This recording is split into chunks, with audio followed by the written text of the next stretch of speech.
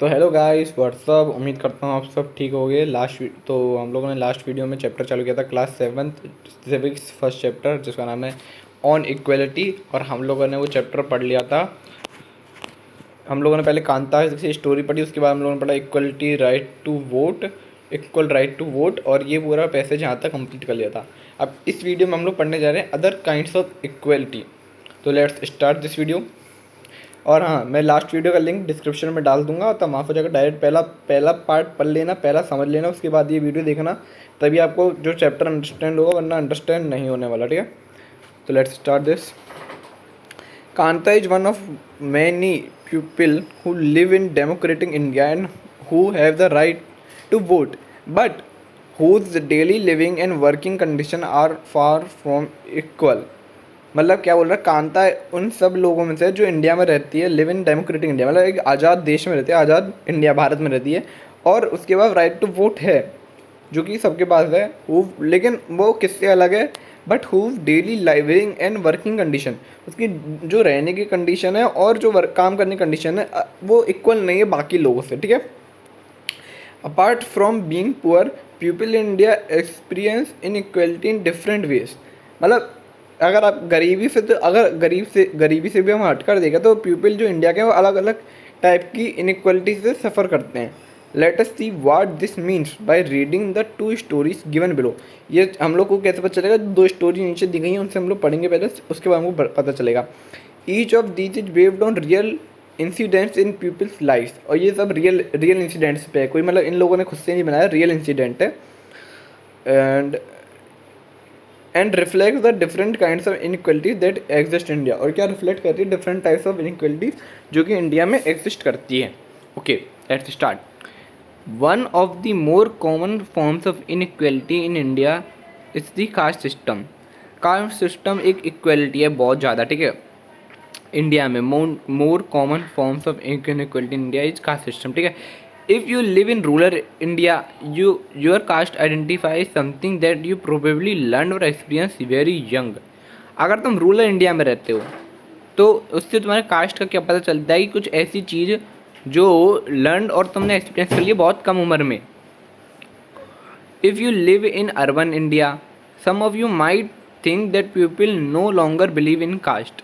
अगर तुम urban India में रहते हो तो पब्लिक क्या सोचती है? सम ऑफ माइट थिंक, कुछ लोग ऐसे सोचते हैं कि वो मतलब वो कास्ट में बिलीव नहीं करते। ठीक है, but just look at these matrimonials shown from a leading English newspaper and you will see how important the issue of caste continues to be the in minds of highly educated urban Indians. लेकिन जो ये सब कुछ articles हैं, इनको हम लोग पढ़ते हैं और इससे पता चलेगा कि ये जो एजुकेटेड अर्बन लोग हैं, उनके माइंड में कास्ट से रिलेटेड क्या चीज़ें हैं। मतलब ठीक है, पहला आर्टिकल है airlines invited for 32 MMS 55,4 fair be full girl working in IT को Mumbai from BE MBA boy working in Mumbai about from IT industry caste no bar SC ST issue send BHP must। मतलब कि ये जो article है, इसमें हम लोग को ये समझाया जा रहा है, जिसमें ये बता रहे हैं कि गलती जो IT में काम करती थी मुंबई में, और एक MBA बॉय था जो मुंबई में काम कर रहा था। ठीक है, abroad from IT industry caste no bar SC ST issue. ये किसके ऊपर है? SC और ST और SC में इशू हो गया। ठीक है, इन दोनों के चक्कर में। Okay, now second proof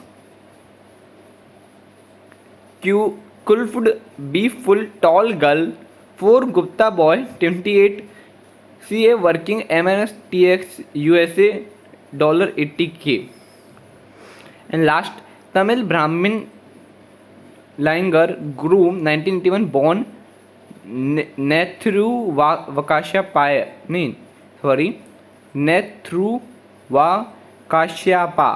गोथराम Swati star 180 centimetre tall fair.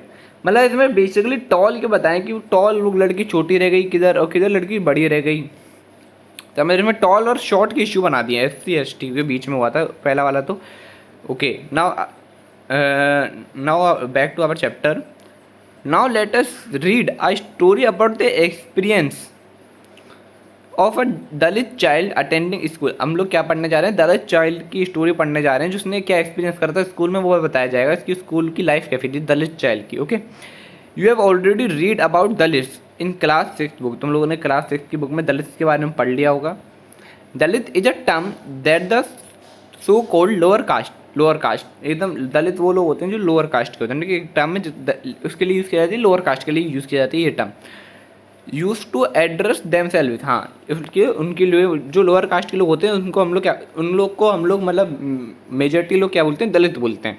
बोलना नहीं चाहिए ऐसे. Dalit means broken and by using this word lower caste are appointing to how they were. Dalit का मतलब क्या होता है, ब्रोकन. और इस चीज़ को यूज़ करें हम लोग उनको एक तरफ पॉइंट करते हैं वो कैसे हैं.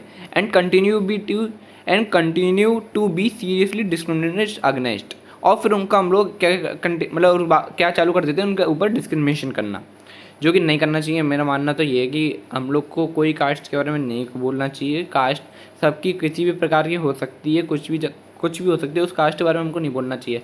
देखो डॉक्टर भीमराव अंबेडकर भी एक दलित मतलब लोअर कास्ट के थे, लेकिन देखो उन्होंने देश के लिए क्या कितना बड़ा काम करा, कॉन्स्टिट्यूशन बनाया. तो देखो कास्ट डजंट मैटर. अगर उनको भी हम लोग सपोर्ट करेंगे तो वो भी कुछ ना कुछ बड़ा कर सकते हैं. ठीक है. Now, Om Prakash Valmiki is a famous Dalit writer. In his autobiography, Jhutan, he writes. Om Prakash Valmiki famous Dalit writer थे. उन्होंने अपनी ऑटोबायोग्राफी में क्या लिखा जिसका नाम था झूठन.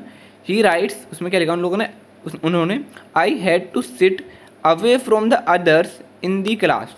मतलब वो क्या, जो दूसरे लोग होते हैं ना उनसे बहुत दूर बैठते थे ओम प्रकाश वाल्मीकि. ठीक है. And that too on the floor. और मतलब बाकी जो बच्चे थे वो तो चेयर टेबल पे लिखते थे, चेयर पे बैठते थे, लेकिन उनको फ्लोर पे बैठना पड़ता था. The mat ran out before reaching the spot I sat on. और जो वहाँ से जो मैट थी उसको हटा दिया जाता था. जब वो सीट बैठने वाले होते थे उससे पहले वहाँ पे जो मैट लगे होते थे वो उसको हटा दिया था. Sometimes I would have to sit way behind everybody. कुछ बार तो ऐसा हुआ है कि उन्होंने सबसे पीछे बैठकर उन्होंने पढ़ाई की होगी. ठीक है. Right near the door. कभी कभी उनको डोर के पास बैठना. Sometimes they would beat me without any reason. और कुछ बार तो उनको बिना किसी रीज़न के मारते भी थे. When he was in class 4th, the headmaster asked Om Prakash to sweep the school and the playground. जब वो क्लास 4th में थे तो हेडमास्टर ने क्या करा, हेडमास्टर ने बोला कि तुम अपना मतलब कि स्कूल में झाड़ू लगाओ और प्लेग्राउंड में लगाओ. ठीक है. When okay, he writes, the playground was very large than my small physique could handle, and in cleaning it, my back began to ache. मतलब प्लेग्राउंड तो जो था वो बहुत बड़ा था और उनके छोटे छोटे था. क्लास 4th में आप जानते हो कितना छोटा बच्चा होता है. तो और उनकी कमर क्या हो गई, दर्द होने लगी कमर. My face was covered with dust. उनका जो फेस था वो डस्ट से पूरा कवर, डस्ट चली गई थी उनके फेस में, मतलब नाक से होकर, और मतलब पूरा डस्ट छा गई थी. Dust had gone inside my mouth में भी चली गई. देखो यहाँ पे लिखा भी है ओम प्रकाश वाल्मीकि की जो किताब है झूठन आ दलित लाइफ, ये लो आप पढ़ सकते हैं, इंटरनेट पे अवेलेबल होगी. ये cover of Om Prakash Valmiki book Joothan which talks about his experience of growing up as a Dalit boy. ठीक है. The other children in my class were studying and I was sweeping. जो दूसरे बच्चे थे वो तो पढ़ रहे थे क्लास में और ये झाड़ू लगा रहे थे. Head master was sitting in his room and watching me. Headmaster अपने रूम में बैठा था और वो उन्हें, और क्या है, वो ओम प्रकाश वाल्मीकि को देखा जा रहा था. I was not even allowed to get a drink of water. और इनको पानी पीने तक को मना कर दिया गया था, पानी भी नहीं पी सकते थे वो. देख रहे हो कितनी बड़ी मतलब बात है. I was not okay.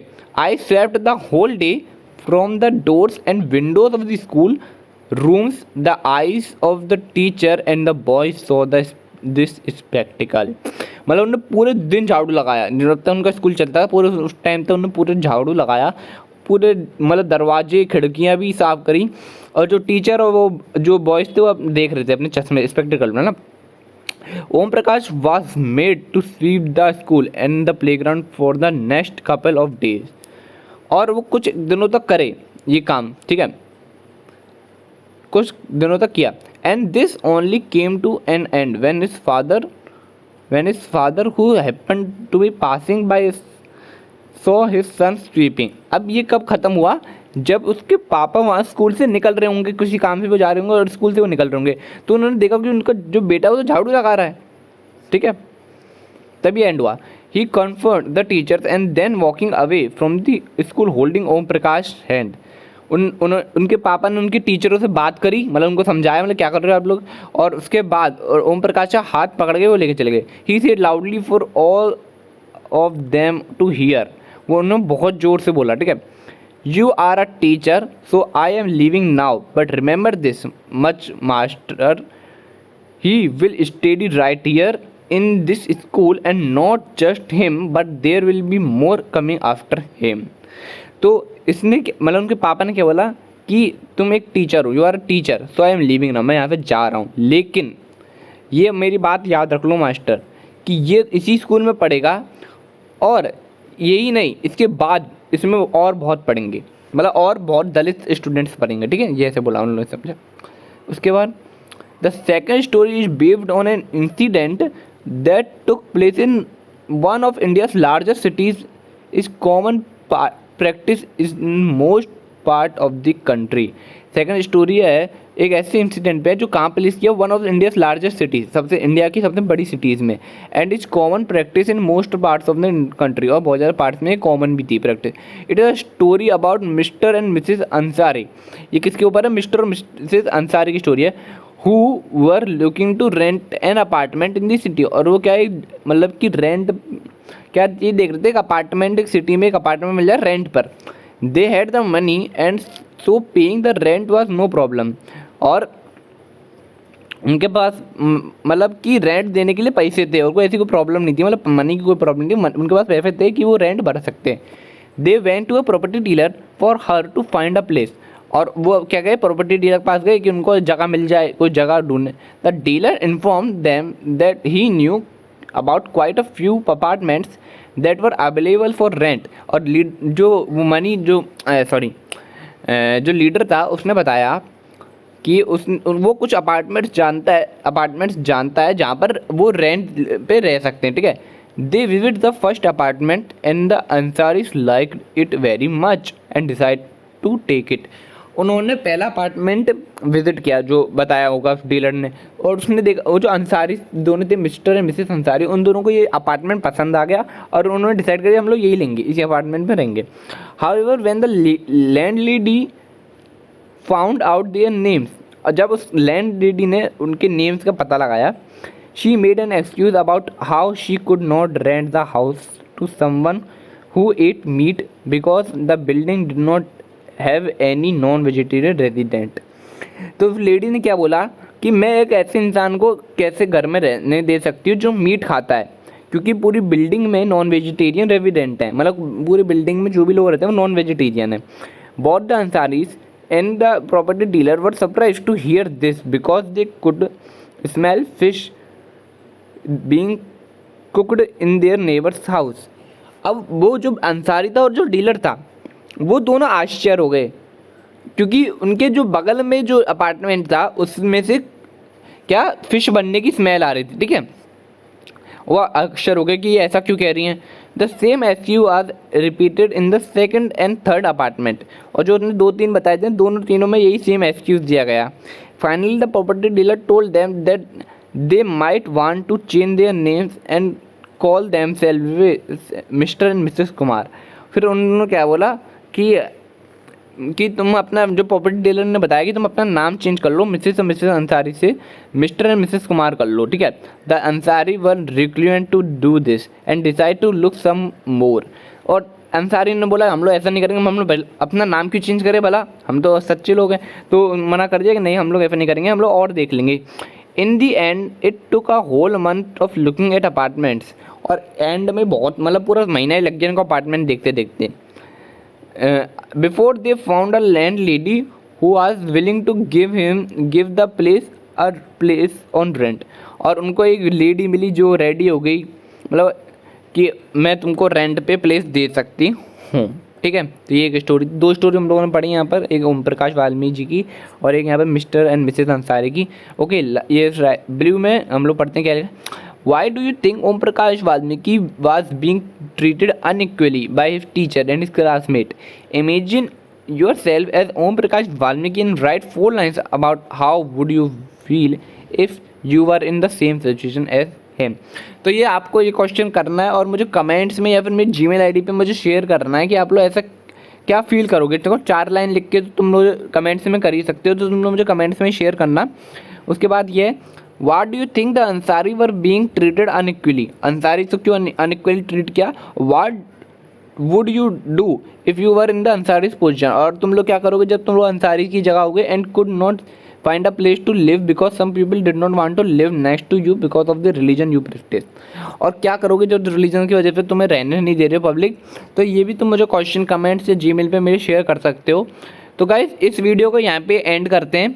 मैंने तुम्हें इस वाली वीडियो में टॉपिक देखो पूरा क्लियर कर दिया है। जो टॉपिक था हम लोग का टॉपिक था अदर काइंड्स ऑफ इनइक्वलिटी, जो पूरा क्लियर किया है मैंने। आई होप मैंने सही क्लियर किया और आप लोग को अच्छी तरह समझ में आया होगा। बाकी नेक्स्ट टॉपिक हम लोग को रहेगा रिकॉग्नाइजिंग डिग्निटी। तो उससे पहले मैं चाहता हूँ कि आप यहाँ तक चैप्टर पढ़ लें। तो मैं पार्ट 1 का लिंक तो डिस्क्रिप्शन डाल दूँगा, वहाँ से पढ़ लेना। और पार्ट 2 ये मैंने बना ही दिया है। तो I hope you like my explanation. Please subscribe to my channel, share it with your friends और see you in the next video. Bye bye.